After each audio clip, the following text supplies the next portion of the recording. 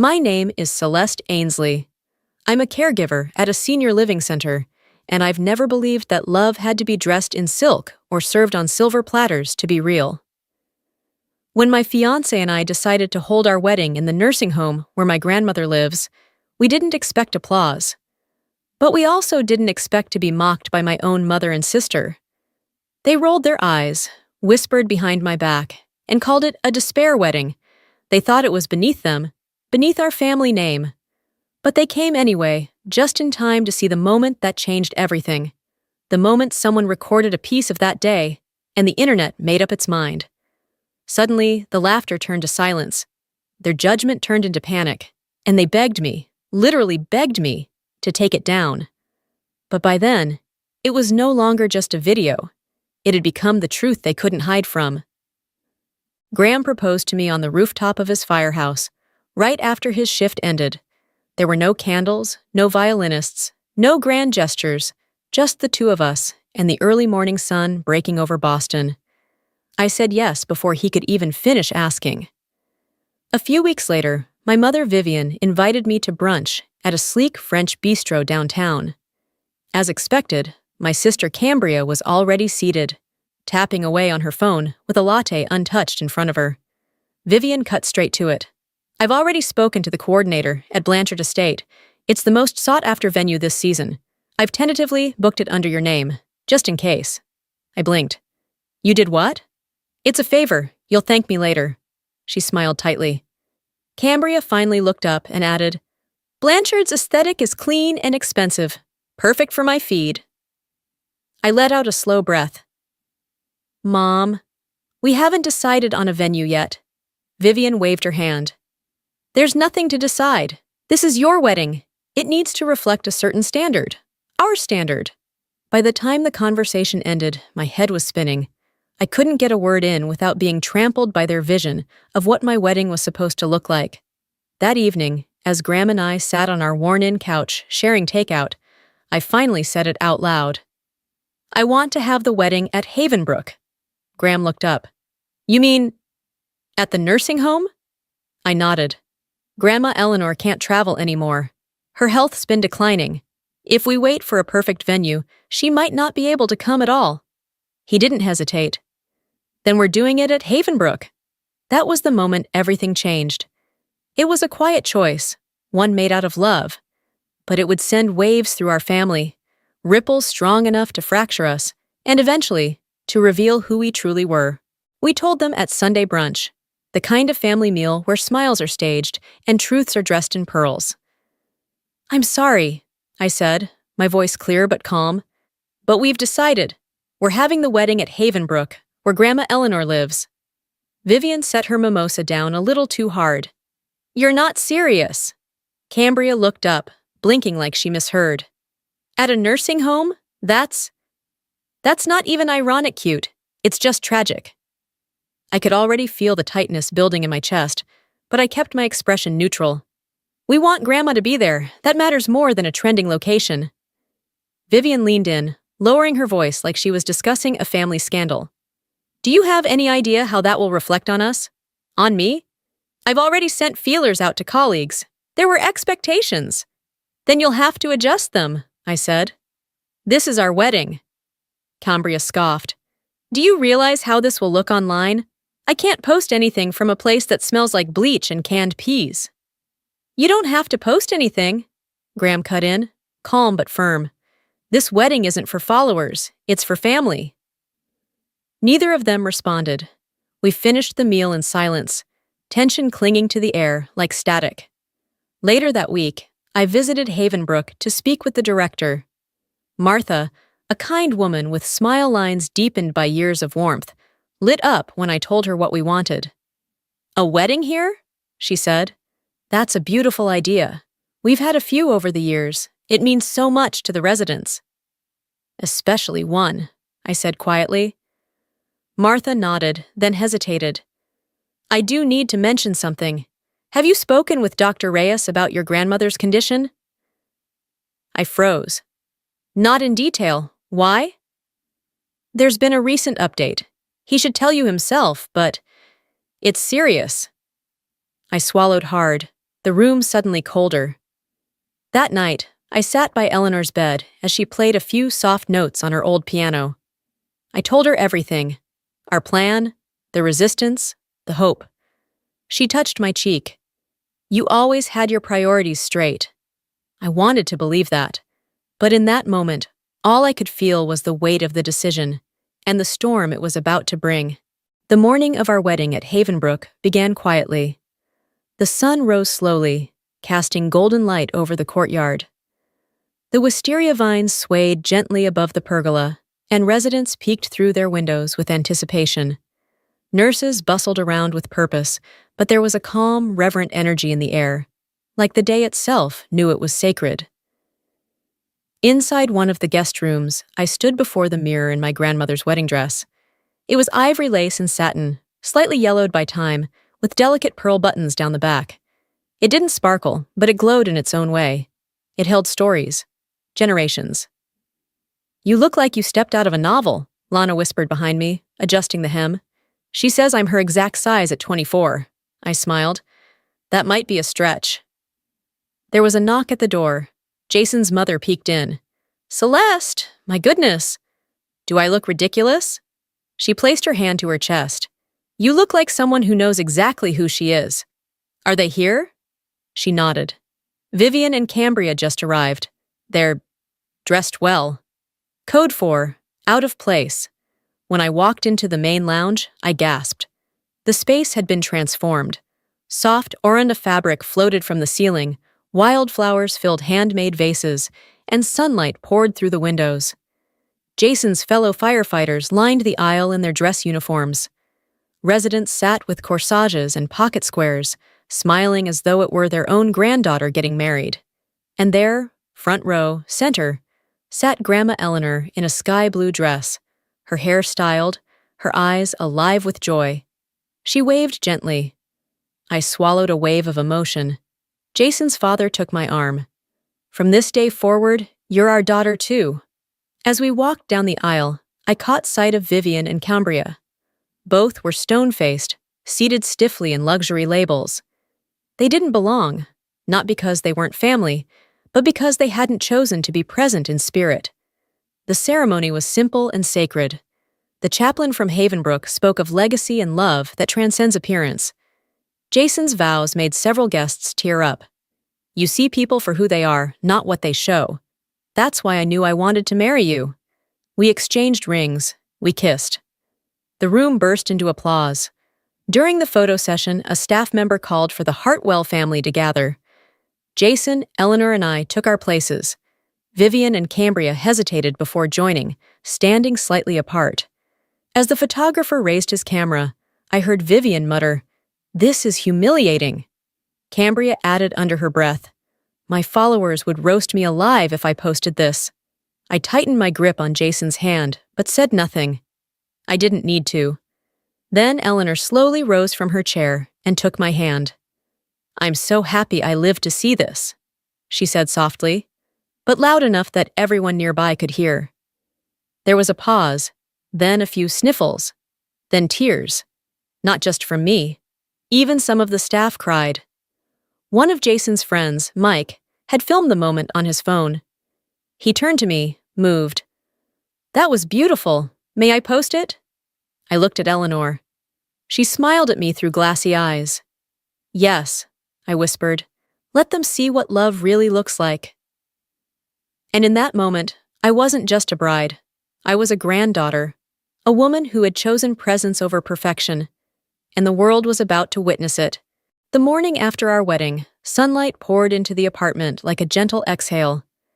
Jason lay beside me, one arm draped over the blankets, the ring on his finger catching the light. For a few minutes, everything was still. Peaceful. Then my phone buzzed, and buzzed again, and again.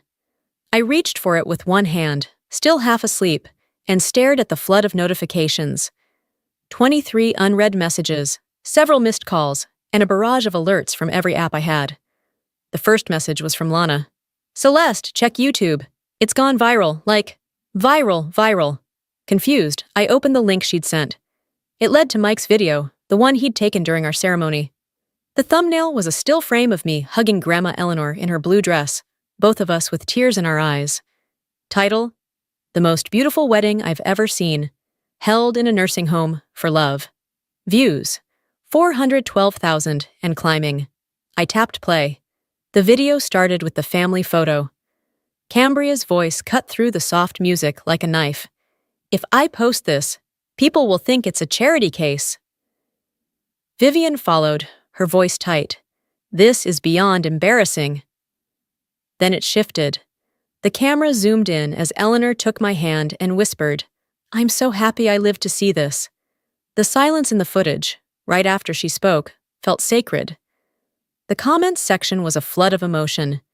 This is the definition of grace. Shame on the mother and sister. You can see the love from the grandmother. This made me sob.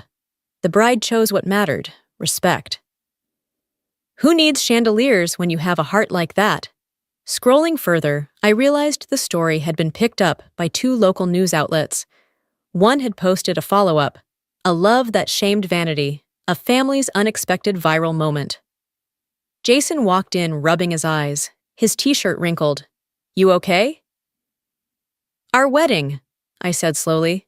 "It went viral overnight." He leaned over to look. "Huh? Well, I guess that means people liked it." Before I could reply, my phone rang again. "Mom." I took a deep breath before answering. "Good morning." Vivian didn't bother with pleasantries. "Have that video taken down, now." "What?" "My clients are calling nonstop. I've lost 2 contracts already. People are sending me hate mail." "I didn't post the video, Mom." "Well, get the person who did to remove it. Catherine is in tears. She says sponsors are pulling out of collaborations." I raised an eyebrow. "You mean Cambria?" "She's your sister, and she's devastated." "I didn't tell her to call my wedding pathetic. Or to laugh at Grandma. That's all in the video, unedited." "Celeste," she snapped. "I don't care what was said. Just fix this. Our family looks like trash." Jason appeared behind me and raised an eyebrow. I turned on speakerphone. "I'm not taking it down," I said calmly. "It's not mine to remove, and even if it were, it's the truth." Yut Grandma had already protected something far more important: my future, my truth, and the kind of love that doesn't need approval to be valid. Before she could respond, the doorbell rang. Jason opened it.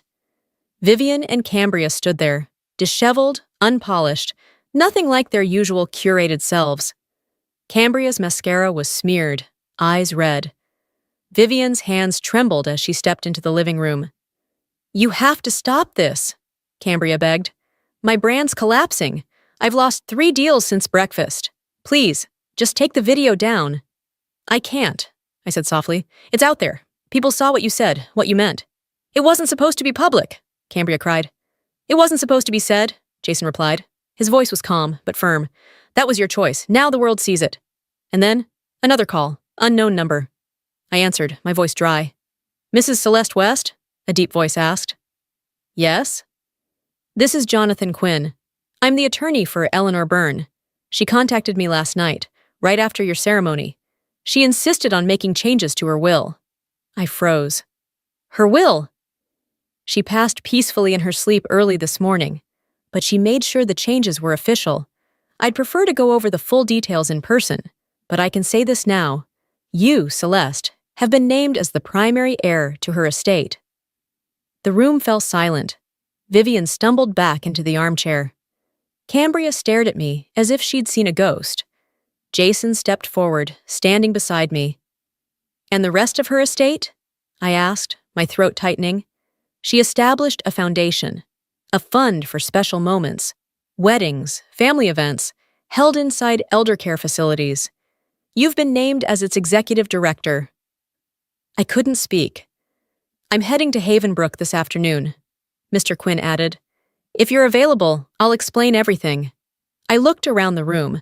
My mother's face had gone pale. Cambria was shaking. They had come here to protect their image. The ride to Havenbrook was silent. Jason drove with one hand on the wheel, the other resting gently over mine. In the back seat, my mother and sister sat stiffly, their designer coats folded tightly over their laps. No one spoke. No one dared.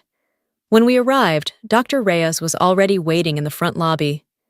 His face was calm, but his eyes held a quiet heaviness. "She passed peacefully in her sleep early this morning," he said gently. The words didn't register at first. They just hovered in the air like fog. I breathed. "She was fine yesterday." "She was holding on," he said. "For you, for the wedding." Jason put his arm around me as my knees weakened. I didn't cry, not yet, not until later. For now, I only nodded. "She left something for you?" the doctor added, handing me a sealed envelope. My name was written in Eleanor's elegant script. We were led to a quiet conference room where Mr. Quinn was already seated with a thick folder. "Before I begin, I want to say your grandmother was extraordinarily organized," he said. "She left nothing to chance." He explained everything with care. Eleanor had held patents from her years as a music educator, innovations in teaching tools, published works, royalties. She had also invested wisely, building a fortune quietly, far from public eye. "She changed her will last night," Mr. Quinn said. "Half her estate will establish the Eleanor Byrne Memorial Fund to support weddings and special life events inside senior care facilities. You, Celeste, have been appointed as its steward." I swallowed the lump in my throat. "The remainder of her estate, over $2 million, has been left to you." Across the table, Vivienne gasped softly. Cambria's mouth fell open. "There are also conditional inheritances," he added. "Your mother and sister will receive symbolic amounts, with stipulations tied to personal growth and charitable work. Your grandmother hoped they would see value differently over time." I sat motionless. Jason reached for my hand. Then I opened the envelope. "My dearest Celeste, you were always the one who looked with your heart, not your eyes. There's something you don't know. When you were a baby, your mother, overwhelmed and struggling, considered putting you up for adoption. I couldn't let that happen. I stepped in, and from that day forward, you were mine as much as hers. I never told you because I didn't want you to feel less loved, but you were the brightest part of my life. I hid my finances for a reason. I've seen what money does to people, but I always knew. If anyone deserved it, it was you. Thank you for choosing to get married in a place that mattered. Thank you for giving me the chance to see it. If possible, forgive your mother and sister. They are not evil, just misled. But you, my darling, are proof that grace survives anything. With all my love, Grandma." I read the last line through tears. It didn't feel like an ending. It felt like a promise. 3 months later, spring returned to Havenbrook. The courtyard was in bloom again, wisteria twisting through the pergola, wildflowers swaying in soft gusts of wind. A new wooden bench had been placed beneath the cherry tree Eleanor loved, with a small bronze plaque that read, "I'm so happy I lived to see this." Eleanor Byrne. The Eleanor Byrne Memorial Foundation had just held its first official event. A young couple exchanged vows in the garden, surrounded by residents, staff, and family. There were tears, laughter, stories, just as there had been at our wedding. I stood off to the side, watching it all with a quiet pride Eleanor would have recognized. My mother was there, helping to coordinate seating. She no longer sold real estate. She resigned shortly after the news coverage died down, saying only that she needed to reevaluate what home truly means. She now worked part-time as a community liaison for the foundation. Cambria had rebranded her social media presence entirely. Gone were the luxury hauls and brand drops. Instead, she posted about family dinners, her therapy sessions, and interviews with residents of long-term care centers. She called it Real Faces, Real Love. Her follower count dropped, but the comments were kinder than ever. And me? I still worked as a caregiver. I still lived in the same apartment with the same man who stood by me when everything spun sideways. The money changed some things. Of course it did. But it didn't change us. Grief has strange timing. Sometimes it hits in waves, sometimes in stillness. Today, it arrived as I sat on that bench, the same lace wedding dress now preserved in a garment bag in my closet. Jason joined me. He didn't speak. He didn't have to. I reached into my bag and pulled out Eleanor's letter, the edges already soft from too many readings. "I hope we're making her proud," I whispered. Jason took my hand. You are, every day. I smiled, watching the petals drift down from the tree above us. Some people chase legacy through gold and applause. Eleanor left hers in quiet love, and the lives it continues to touch.